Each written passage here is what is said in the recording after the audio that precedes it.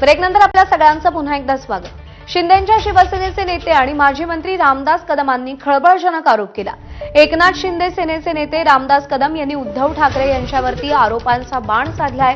बाळासाहेब ठाकरे यांचं निधन झाल्यानंतर 2 दिवस त्यांचा मृतदेह तसाच ठेवला होता।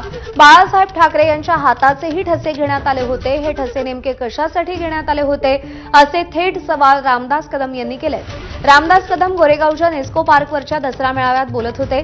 यावेळी रामदास कदमांच्या आरोपानं खळबळ माजली आहे। रामदास कदम काय म्हणाले, बाळासाहेब ठाकरे यांचं निधन कधी झालं, त्यांचा मृतदेह किती दिवस मातोश्रीवर होता, 2 दिवस बाळासाहेबांचा मृतदेह का ठेवला, तुमचं अंतर्गत काय चाललं होतं असे अनेक सवाल रामदास कदमांनी केले।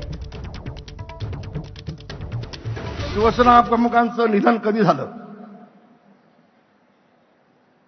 शिवसेना प्रमुखांचं निधन कधी झालं आणि त्यांची बॉडी किती दिवस मातोश्रीवर ठेवली होती कडा माहिती।